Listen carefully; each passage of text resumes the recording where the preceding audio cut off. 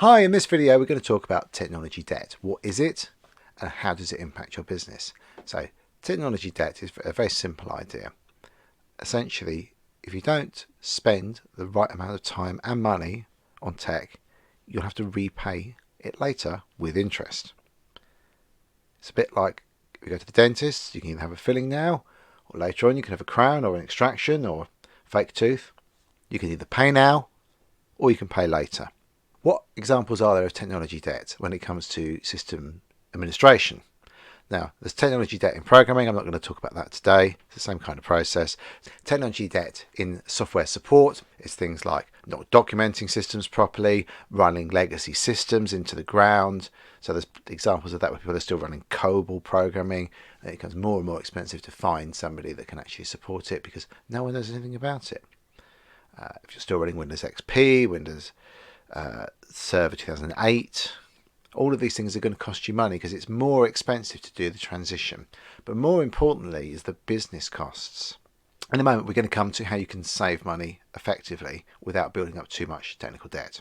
But before we get to that, let's just look at a couple of examples. So say you've got a desktop PC that's 7 years old, rather than the 3 or 4 years that we recommend that you replace them over. So a person using that PC will easily be wasting 5, maybe 10 minutes a day. So let's do the maths. Let's get the calculator out. I had it earlier. So for example, if we pay someone the minimum wage and they're wasting 5 minutes a day, that's going to be very roughly 20. 5 minutes a day is going to be 20 if we take that 5 minutes a day, 5 times 250-ish days that you might usefully get work out of them, and divide that by 60. That gives you just under 21 hours of wasted time. So we times that by the 872. That gives us £181 a year if we're wasting 5 minutes a day when they're in the office. Okay. If they're wasting 10 minutes a day, then it would be nearer £350 a year. What actually, though, if you've got somebody that's on a higher salary, so they're earning 50, 60k a year, maybe they're on £30 an hour.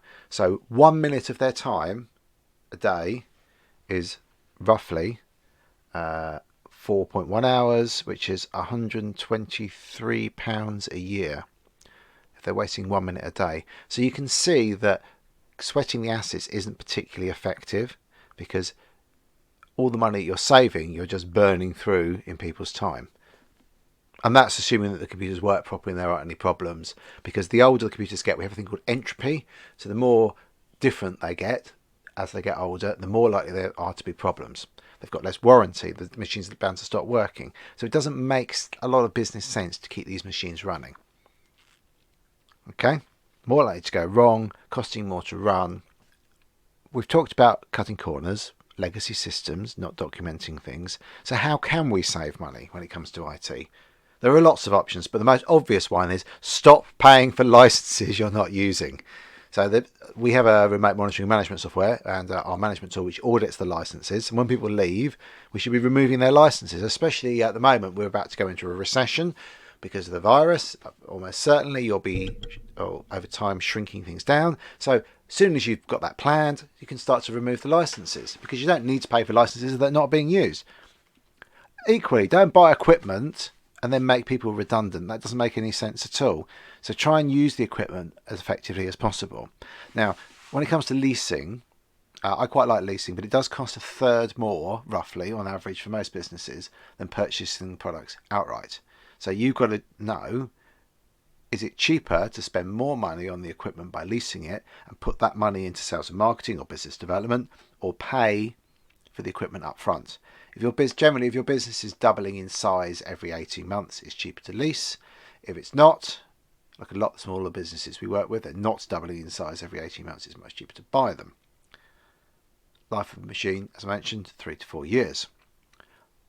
I want to talk a bit about designing systems at scale because technology has moved on a lot in the last few years. With cloud computing, you can very easily scale systems up and down to meet your needs, but you have to design systems with that in mind in the first place. So recently, over the course of this virus, B&Q's been closed. They've been trying to do click and collect.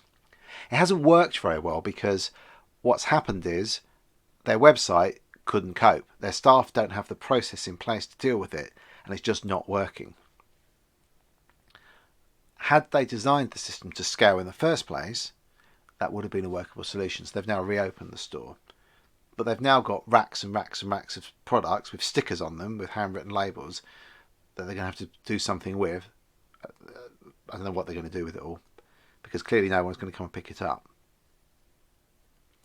But the trick with this is when you're designing a system, so say I was designing the B&Q click and collect system, what I would have done is said, well, look, what can we do to this site? So say if 100,000 people an hour want to use it, what design decisions do we need to make? That doesn't mean that you need to spend that money now, but if you design it to scale, then it can be scaled. If you don't design it to scale, then it can't. Like, think of it like this. A train could take a lot of people, yeah, but if you buy a moped, that can't take a lot of people. And very lots of people around a moped is going to take forever. So if you want to design something that scales, you have to think of what the end is in mind. That's not a great analogy. I'll think of a better analogy. So cutting corners in the design stage can cost more. Now, a lot of people in business don't understand about the iterative design changes that need to be made when you're building out a new product that no one's done before exactly the way that you've done it. So it's quite common to have to do 2 or 3 cycles till you get a working solution. A lot of people mistakenly believe that they design something, they pay for the design, and then it's finished, and then that's working.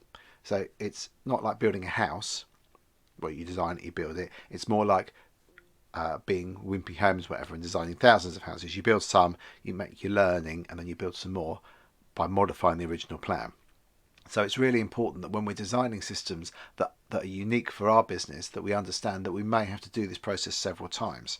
So again, coming back to our B&Q analogy, I would have come up with a site that kind of worked just to show people how it would work. Then I'd say, well, what happens if we want a lot of people to use this site? What tools do we need to make sure that would scale? And the great thing about things like Azure, you don't have to spend all the money up front now because it's designed to do it. And if you want to scale it up, you can just buy more resources. But you've got to have the back-end processes, and that's the problem, is without printers that can print off labels, without a way. So the problem with the click and collect thing, it should have said, right, arrive between 12 and 1 on Thursday and you're good to be ready to be picked up. But because they didn't have that, they didn't have a system the staff could use, they just had like sheets of stuff, go and pick this, stick a label on it, put it on the big pile, and they couldn't find stuff. It just clearly was chaos, utter chaos.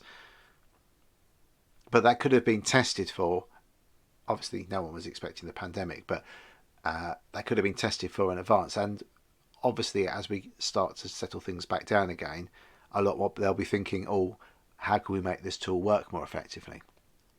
The big learning here is design the tool to scale as far as you can. So if you're designing a tool for a business and you've got 3 people, make sure it will work with 20 or 30. That might not be necessary right now, but by designing it that way, it will easily scale and it will be more reliable. But do bear in mind you're going to have various iterations of the tool. So that's not money wasted. That's not money wasted. That's the way that software development and systems design works. You try something, you learn, and then you try it again based on the learnings that you've made. That's why I'm always recommending to businesses you buy off-the-shelf products rather than designing something yourself, because they've already gone through these stages. It'll be a lot cheaper. So if you do have legacy systems, you've got Windows XP, Windows 7, Windows Server 2008, Microsoft Exchange, all of this stuff still running in your business, what do you do?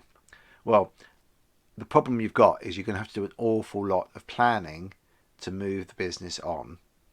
It's definitely doable, it's definitely achievable, but don't make the mistake of thinking you can just switch it over. You're going to have to plan this out very thoroughly, and there will be a lot more downtime than if you'd switched sooner. Partly because people are less familiar with the tools, because they're doing it less often. So a few years ago we were migrating, every weekend we were migrating people to Office 365. Now we probably haven't done a migration in 4 or 5 months. So naturally our ability to do it has declined because we're not doing it so regularly. It's like, I don't know, learning a piece of music or something. You learn the music, but if you don't play it for 6 months, it's hard to remember how it went. It takes longer. You've got to practice more. So it's entirely possible, and my recommendation is that you pay off your debt by moving off these legacy systems. What a lot of businesses do in a downturn is they take the assets they've got and try and run with them, but it doesn't necessarily make sense to do that. This may be a great time to redesign the business so it's more flexible. So for example, if you've still got legacy systems that need to be moved to the cloud, maybe there's cost savings to be made in the medium term by moving this system to the cloud. That's a good investment for your business. Take the money that you would have spent on upgrades and spend that money on moving the system forward. If you get really stuck, you could always move to a virtual system. But again, you're building more technical debt into the system. The key thing is here to make sure you don't have those legacy systems. If you're spending a little bit more now, by not having the legacy systems over the longer period, that will be cheaper. So, I don't know, if you've got more questions, comment below. I'd love to know what you think. Don't forget to subscribe to my channel. I'm going to try and share more videos for business leaders on how they can use technology more effectively to grow their business. Thanks very much for watching. Bye bye.